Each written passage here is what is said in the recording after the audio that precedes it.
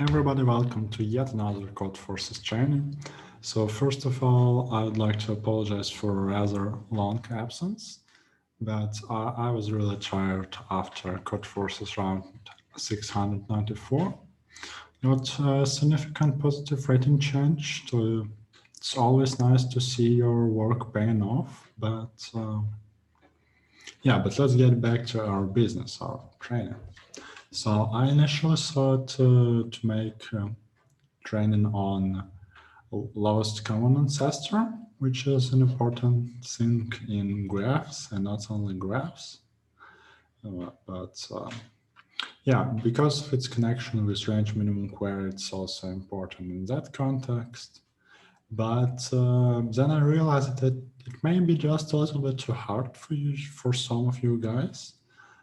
And I also seen some comments asking for dynamic programming training. So that's what we're going to do today, and probably LCA will come later.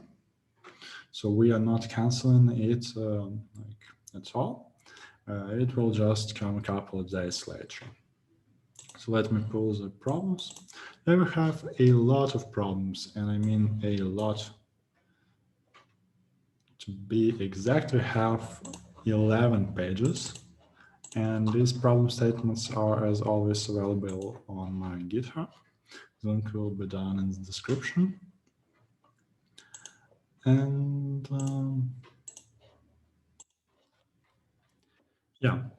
I'm not sure what theory I can talk about in dynamic programming, but let me show a couple of general approaches. So one thing that's possible, very possible to see in dynamic programming, is as follows. You have some problem concerned with some array of n elements, and you want to find like maximum or minimum value of something regarding that array. And dynamic programming can be particularly useful for this kind of problems if you realize that the answer for this entire array can be deduced from the last element, of course, and let's say answers on the prefixes, right? Prefixes. So, for example, you want to compute some function of all these values, right? From a1 to an. Then you realize that it can be conveniently presented in some form like an plus, let's say, max over I, and then you have f from a1 to ai. I don't know, this function is probably too simple, but the general idea is the same. So you kind of can reduce your problem from the entire array to some prefix of that array. And this observation obviously leads to the following approach. Let me clear this out. So let us first compute f1, which is the answer to the prefix consisting of one element only. Then we can conveniently compute f2, some other function of a2 and f1. Then we can compute f3 as again some function of a3 and two prefix values. Yes, it's f1 and f2. Or potentially you don't even care about like values that are long in the past, and you care only about the answer to on the prefix, previous prefix, right? So this sort of general approach, when you can reduce your problem and the answer to the general problem will be the something to deal with the last element and the answer to the Previous problem, it's very conveniently implemented in the setting of dynamic programming. There are two main ways to implement dynamic programming, which are top-down and bottom-up. In top-down, you define f as a recursive function, probably g as a recursive function, or g as an exact function, something like that. I think it's more convenient in the setting of dynamic programming on the graphs, right? But we'll talk about it a little bit later. In case of arrays or probably grids, which are basically two-dimensional arrays, I usually implement my solutions bottom up. That's it. I compute values in the order from F1, F2, F3, and then Fn. All right. So I explicitly write all the code. I find it easier not to get lost in some recursive details, and also you are unlikely to run into issues like recursion depth exceeded or anything like that. I know that in Python you can change recursion depth limit, but again, every recursive call takes place on the program stack, I believe. So it's not all that quick, okay? Sometimes bottom up is even quicker, right? Okay, so I believe this will get clearer as we solve some problems. But the general approach is such, you want to compute something of the array or of the grid, right? Just say like my answer is something with the last element plus answers on the smallest problems. And these smaller problems, they overlap a lot. So it does not make sense to write like recursion itself. Usually when you write top-down recursion, you cache the results. In Python, you can then do it very conveniently with functools last recently used cache, right? LRU cache. In C++, I usually create like an ordered map, mapping from tuple of input values to the output value, right? So that you don't compute the same values, the answers to the same some problems over and over again. For example, like if your function is concerned with the best prefix and the last element, then probably like and the best prefix is somewhere here, right? That's when you query an, it says like, I need this best prefix, okay? And then you query an minus one, and you again have to find the best prefix and find answer free. So you make two recursive calls which are asking about exactly the same problem, which is obviously inefficient. That's why you cache results in top-down DP. Now let's take a look at some problems and if it will make more sense. Problem A is the ladder. We have a ladder with n stairs. We want to get from the very bottom to the very top, but we can't go more than 2 stairs up at one step, right? In one step. And also numbers can be negative, so sometimes it makes sense to skip numbers, sometimes it doesn't. Sometimes it makes sense to skip some positive values, I suppose, not to land later on a negative value, something like that. So yeah, it's unclear how to solve the problem like straight away. So let's use dynamic programming. We'll be concerned with best score on prefix, which is kind of natural. We want to find what is the best score to get to the stair number n, we will find the best way to go to stair number I for all i's, for all values of I from 1 to n. So obviously we start at 0 and we don't have any score. Then we loop through all stairs. Say like best score to end on the current stair. We take maximum of the current value in case, because we will do two such operations, we don't want to think about so in which order we do them. We just always take max from current value. It's exactly the same here and here. And from like previous value plus this step, right? So we could end up on the current stair if we went from 1 stair back or 2 stairs back, and that's exactly what we do. With the sole exception that in the second case we have to check that we can actually go come to this stair from 2 stairs back, so that must be at least 2 stairs, right? So just like that, very common, very similar to Fibonacci numbers, but at the same time different.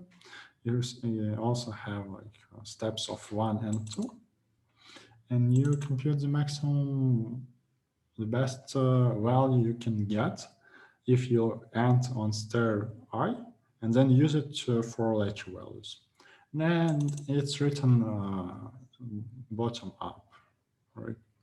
So we start at 1, we compute the best scoring prefix at 1 from previous values, then compute at 2, etc. And lastly, we compute its stairs count, so that is as the last step. I believe this problem should be clear. It's not particularly difficult. Also, constraints are very low. Yeah, so this max relaxation technique is pretty convenient, even if you don't, even if this currently has no reasonable value, right? So and initially we assign like a minus infinity score for every stair, because we can have negative numbers.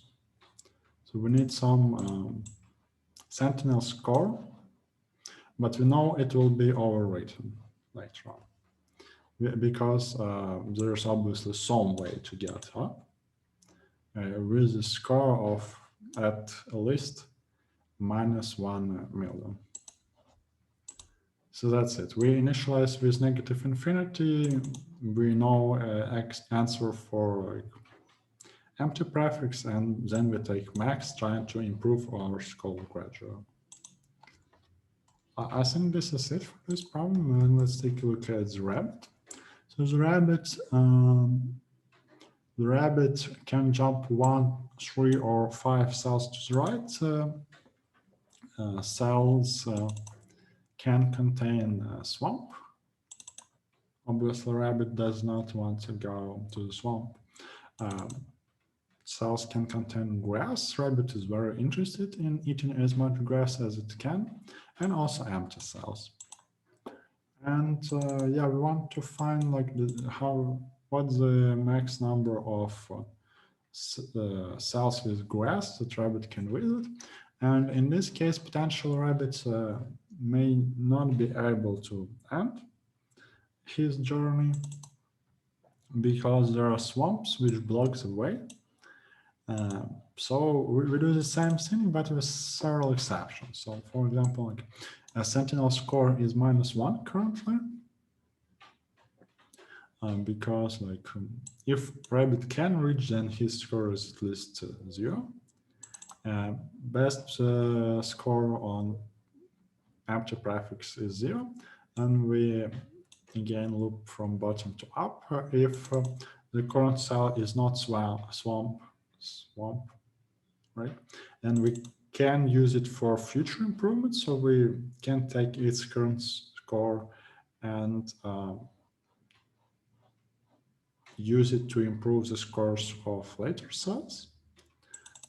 So it adds 1 if this condition is true. So if it's grass, otherwise it's empty and it adds 0 to score. And we go like 3 cells, 1 cell, 3 cells, and 5 cells back. See what score was there, and use it for our improvement. So pretty similar to before. The only thing we also want to check is that like not only current cell is not a swamp, but also the previous cell is not a swamp. And because this -1 then will be changed to 0, which will denote the wrong thing. Just like that. So really similar, you just have to be a bit more careful with like blocked cells. I think this is it on this problem. For problem C, we have a rectangular M by M board with chestnut in top left corner. We want to get to the bottom right corner. Now, honestly, back in the day, it probably was a dynamic programming problem. You can obviously like compute number of moves to get to the cell with coordinates ij, but it is no longer such. And one reason is because we have int 128. So you may recognize that this problem reduces to computing binomial coefficients, and it's just as simple as it is. So binomial coefficients requires computing factorials. And the problem with that question back in the day was that you could not compute factorial of numbers up to 17. No, 34, I believe, in this problem is like max value of n, because it would overflow even in 64T. But in GCC, we have int 128. It's accepted on Codeforces if you switch compiler to C++ 17 64-bit, and it's present there, and you can use it to compute slightly bigger factorials and binomial coefficients that you previously could. So yeah, the factorials in the process can get 128 bits long, but binomial coefficients stay 64 bits long. So your final answer will make sense to the judge. But again, you can solve it with dynamic programming, like just count number of ways to get to the cell with coordinates ij. And we will look on the problems which are dynamic programming over the grid next. But I just decided I give you some sort of information, interesting information that you can use probably, like to get rid of overflows, which are not significant overflows, like just when you're a couple of bytes short. Yeah, another board problem is the king movement. King wants to go from lower left to upper right and minimize the sum of numbers on its path. So one way to do it, we just initialize two-dimensional dynamic programming, best score to cell. So first index is row, second index is column. Initially best score, because we want to minimize the sentinel, should be positive infinity. Then we loop through all the rows and columns in correct order. That's it, from bottom to top, from left to right. And we check 3 possible moves of a king. That's it, from row +1 column to row column. That's it, king moves up. From row +1 column -1 to row column, that's it. A king moves diagonally up and to the right. And also from column -1 to column, that means that king moves right. Yeah, a slight inconvenience that our starting position is not 0-0, but whatever. Yeah, so mostly the same thing, but this time we take minimum. And we also have like this strange indices. And again, you have to check that every time you take row +1, it is a valid value, so that's row is not 7, because in row +1 we'll get 8, which will be off the board, and the same goes with column. So third dimensional, but not really all that different. Another more interesting two-dimensional problem, slightly more interesting, is slalom. I'm not sure. Let me check this word.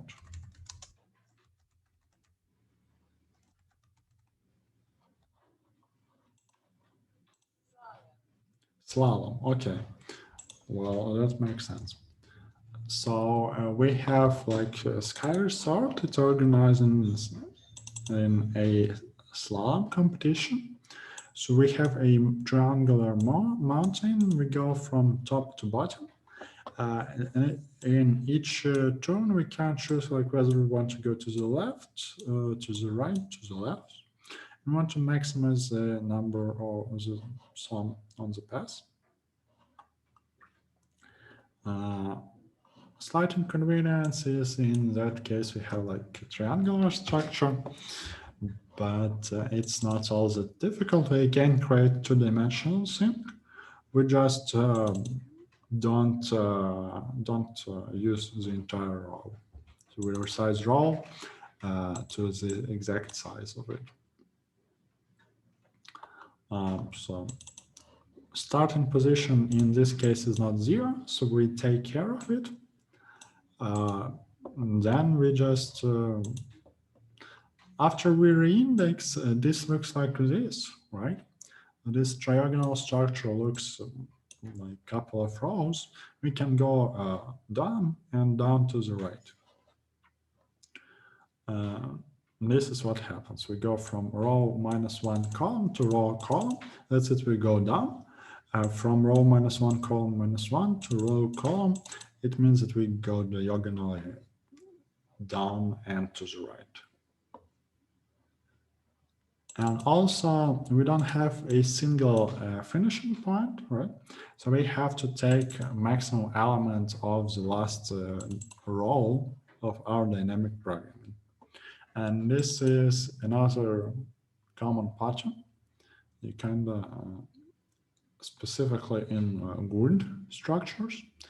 When you're not concerned with the exact finish position, you just want to get to the bottom row, you can, your answer will be like max of all answers in the bottom row. Just like this, so not really different from previous problems. I'm not sure what to say. Like if you have questions, definitely ask. I'll try to answer. You can also ask on Codeforces in the comments. You can ask on YouTube, whatever is more convenient for you. I'm just explaining things that I find interesting about these problems. Next problem is cannonballs. So we have a ship. It stores cannonballs in form of pyramids. So you have like a layer of 6, then a layer of 3 on top, then one single on top, or potentially have like pyramids of bigger sizes. It's after these 3 layers, you have another layer of like 10 cannonballs. That's with side 4, etc. But you want to store like exactly m cannonballs, and you want to find like best way to do it. It's another interesting problem. So first interesting thing is we have a couple of test cases in this problem. And second interesting thing is we have a lot of cannonballs. So you may be like, wait a second. Previously, we had only constant number of transitions. And these statements of the form like dp at row column gets max of dp row column and something, or minimum are called dp transitions. And basically, the running time of your program is the number of transitions, right? If we have a constant number of transitions per cell, that's it. We only change value of row column 2 occasions or 3 occasions, and we obviously run in linear time of the input size.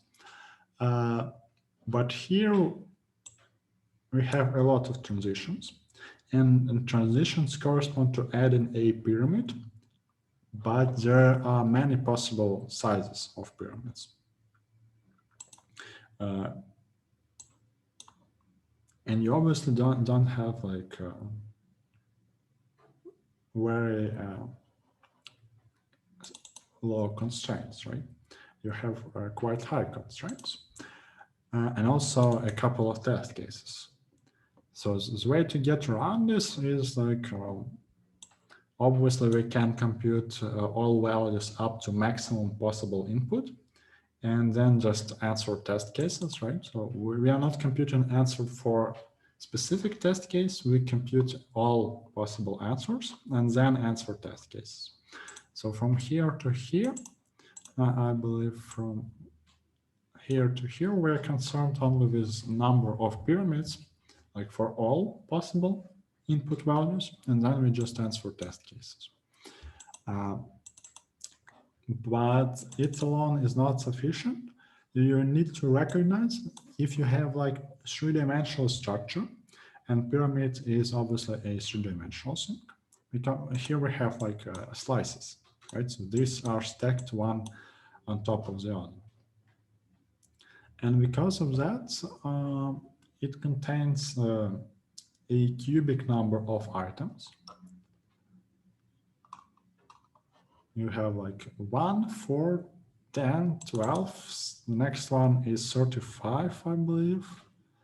Then it's around 56, etc. And because it's growing like cubic, you can have not all that many transitions. In fact, you can have up to cubic root of max test case value. I don't know exactly, but I believe it's under 100. Or probably here we have some constant, so it's like around 1 or 200. Because 1 million is 100 cubed, right? So we don't have many transitions again. We have more than constant number, but we have not all that many, so we are still good. And we do just this, so we take like, we can add a pyramid of given size, and it will increase the number of pyramids by 1 and increase number of balls by pyramid size, cannonballs, right? By pyramid size. So this thing is quite simple. The only difference from previous problems is this loop over possible pyramid sizes. And pyramid sizes can be computed like this. You keep track of number of cannonballs in the max row. So every time row gets incremented by 1, slice gets incremented by row. So next time we will add 4 to this slice, and pyramid gets incremented by slice. And you start from 1, 1, 1, I believe. So yeah, something like this, and you can compute these sizes only once, and then you just loop over them, right? We computed sizes only once, and then we loop through them. So yeah, your dynamic program can have more than a constant number of transitions per element. But as long as the product of number of elements and number of transitions per elements is not huge, you're good with it. That's it for this problem. Next problem is longest pass in directed acyclic graph. And it's an example of dynamic programming on the graph. And one way to implement it is DFS. I think in this case, you can also do BFS, and more or less any adequate graph traversal, I believe. But DFS was the simplest, so I implemented it. So we want to find the length of the longest path in the graph. We're going to run a series of DFS from each unvisited vertex so far. Now, once we start DFS from the vertex, it will compute answers in all reachable vertices from this vertex. And so we don't have to care about topological sorting or anything like that to visit everything in one go. We can just run a series of DFS. And DFS work as follows. They have a maximum path length starting from any of the sons of current vertex. Then we update this with answers from corresponding DFS. And also we store a maximum path length from vertex. Specifically, we store a pointer to it because we want to change it, and I wanted to explicitly show that we change this value in this function. So for visited vertices, we already know the answer. For other, for yet unvisited, we compute with another DFS call. And then max path length starting at this vertex is max sum path length plus 1. And general setting of dynamic programming on the graph is as such. You may remember that in Codeforces round 693, division 3, that is problem G, was also dynamic programming on the graph, but there we needed to do it in BFS order, which I figured out a couple of minutes too late. So as you can see, dynamic programming on the graph is a useful technique.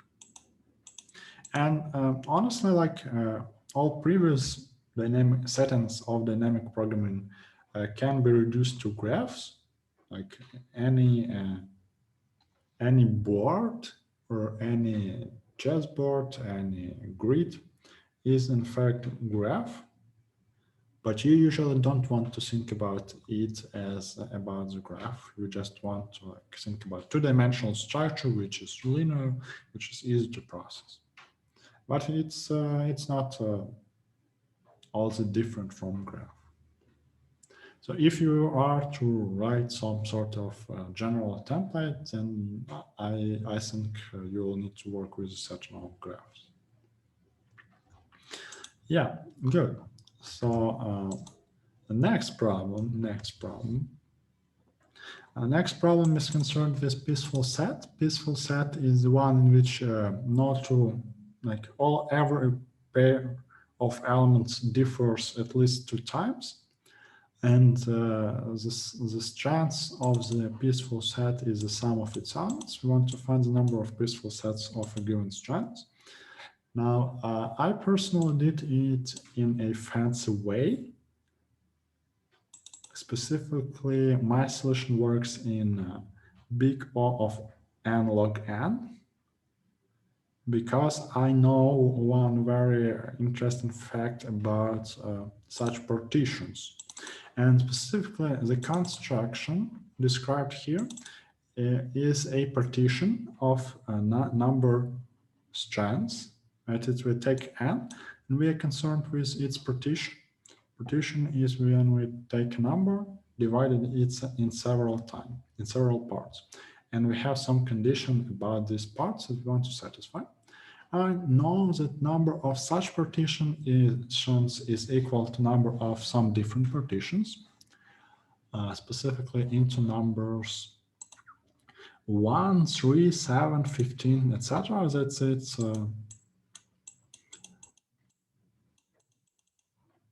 2 to the power k minus 1. So we reduce again to like some small set of transitions. That's exactly what I do in this for loop. Yes, but you can also solve it in quadratic time. I believe most of the solutions that I've seen in submissions of my friends were quadratic. Almost nobody knows about this fact. But it's nice fact. Yeah. I decided like it's not very interesting to solve the same, more or less the same dynamic programming problem all the time, like 11 times. So I decided to solve the problems that I can solve in a different way, because it's a bit more interesting to see more approaches in one video, I suppose. But if you want to know a quadratic dynamic solution for this, you will need two parameters. Like first is the strands, second is the max number in the partition. They both are up to 2000, and you can easily find the transitions there as well. I suppose you will also need some prefix sums of your DP, but it's not. It won't be difficult. Like try, and I'm more or less sure that you will succeed if you solve previous problems. So that's it for this problem. Next problem is classical knapsack. You have like several golden ingots of different weights. You want to put them all into your backpack.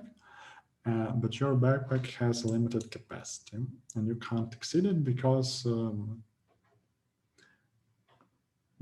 it will break and you won't even have a backpack, right? So in this case, we solve problem, we again need that many transitions, right? And one nice way to do it is with bitsets.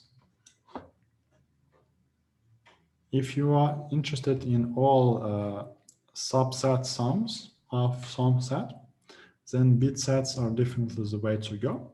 So we initialize in bitset of max capacity plus 1. And this number has to be const. And the reason why it's so convenient is because it is like vector bool, but much faster. So around 30 times faster. You can do things like that. In this statement, what I do is I take all possible weights. I add ingot weight to all of them by shifting to the right. And then I say like all possible weights are or equal to this shifted value. So that's it. The bit at position I will be true if it was true, or it is true in this expression. And this is exactly what you want. It is true in this expression if you added ingot weight to some subset, some previous, and you got I. It's true in this expression if it was already a subset sum. In this way, we very quickly generate all possible subset sums, right? And then we just iterate through bits and find the maximum bit that is set. I believe there's a faster way to do it, but at that point, like this was our biggest problem because here we have like 300 ingots, 10,000 values to change. So here we were doing like 3 million operations. Here we are doing like 10,000 operations, so I don't particularly care. And bitsets allowed us to speed up in this part 30 times. Essentially 60, but depends on how many bits your system has.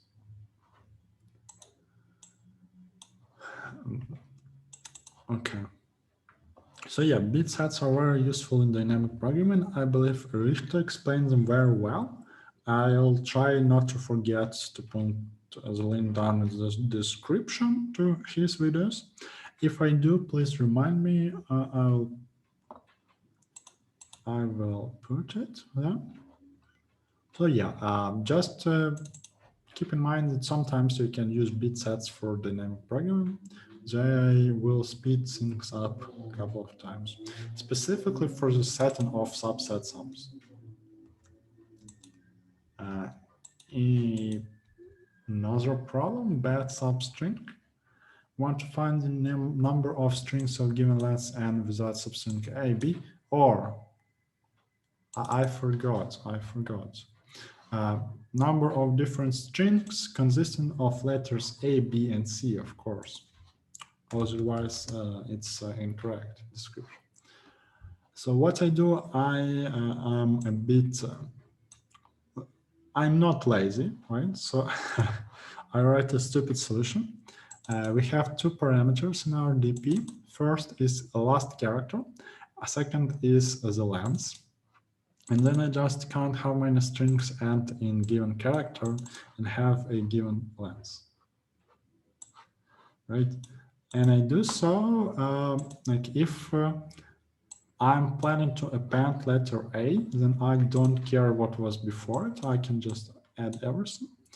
If I plan to add B, then I want the previous letter is not A, so that I don't take it in the sum. If I want to add C, then I don't care about previous letter as well. And obviously you can group these two, like whether or not last letter is B or not, right? But I'm not lazy, I can write like this and it will be enough. And the answer is sum of last elements of these three arrays. Let me quickly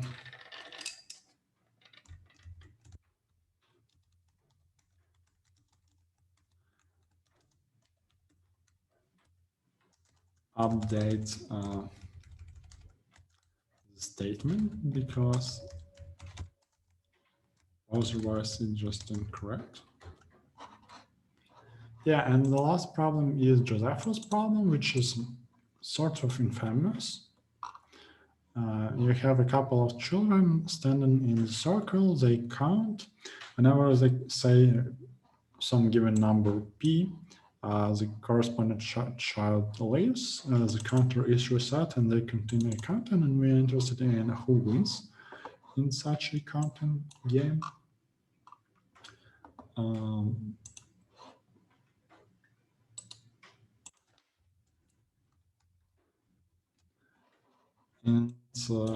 I'm not particularly sure, like, what was the intended solution here. Usually people say that the solution I implemented is dynamic programming, but I'm not sure. I don't think it should be called this way. What I think instead is there is a pattern to this problem. Let me quickly check.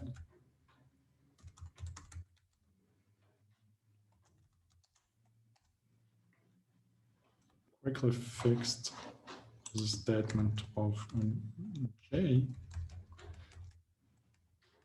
Yeah, enough it says ABC. Yeah, so for this problem, there is a pattern. And I believe that the intended solution was that you first restore the pattern by doing a quadratic dynamic programming for small values of n and p. And then you just implement the pattern. But I knew the pattern straight away because it's kind of well-known problem. So I just implemented that pattern. But you can find this pattern by doing dynamic programming, and sometimes dynamic programming for small values help to retrieve some hidden formula in the problem statement. And then you can solve the problem more efficiently than dynamic programming. So sometimes dynamic programming is sort of meta tool that you can use to guess the answer or something like that.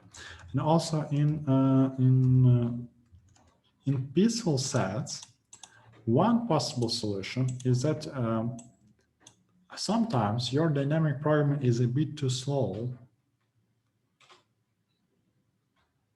For example, if you had like cubic dynamic programming, I suppose it would work in like in 4 seconds or something like that instead of 1 second. So one way to get around this problem is, in this case, we can have only 2,000 possible input values. And you can just pre-compute all the answers, put them in some sort of vector, and then output just the value as the correct index. As long as vector is not huge, you will be good with source code limit, which is usually something like 64 kilobytes. Yeah, so sometimes pre-computing answers using a bit too slow dynamic programming solution is reasonable. And just to let you know that there is such a possibility as well. I think these were all the ideas. You can have top-down DP. Yeah, let me do it as such.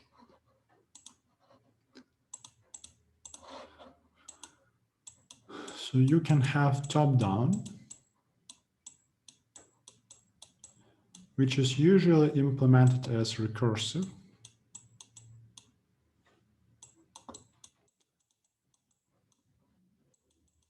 Plus caching.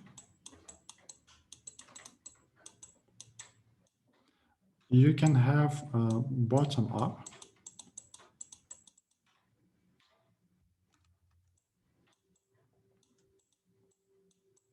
which is usually like array or grid, like matrix. You can have DP on graphs.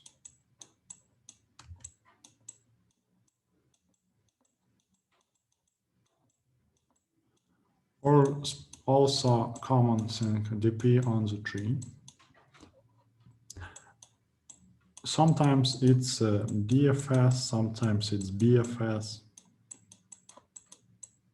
Sometimes it is a combination of several traversals. Sometimes it's toposort, topological sorting.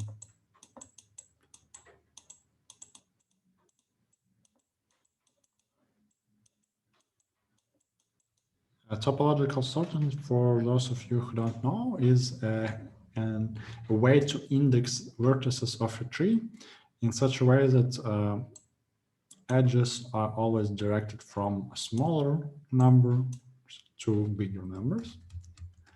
And it's possible for DAGs, so directed acyclic graphs. And yeah, the last thing I was talking about is DP to pre-compute answers.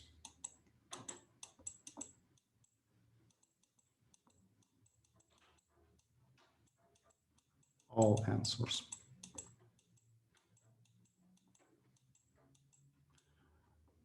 And potentially the last important thing that you have to know in case you are restoring some integer sequence, and obviously OS is your best friend, so online encyclopedia of integer sequences, OS.com. You can enter the beginning of your sequence and it will tell you what sequences starting with these numbers it knows. Quite useful, for example, like peaceful sets, you could find them there. Like for first 500 elements, there's even a file here. And it contains like a stupid amount of sequences, like 100,000 sequences or so. So pretty much every integer sequence is present here. Obviously not every, but every more or less well known. That's more or less what I wanted to tell you about dynamic programming. But if you have any questions left or potentially more problems, I believe this was training set for group C. Previously, so group C is around div 3, I believe. Previously, we were solving group B, which is div 2.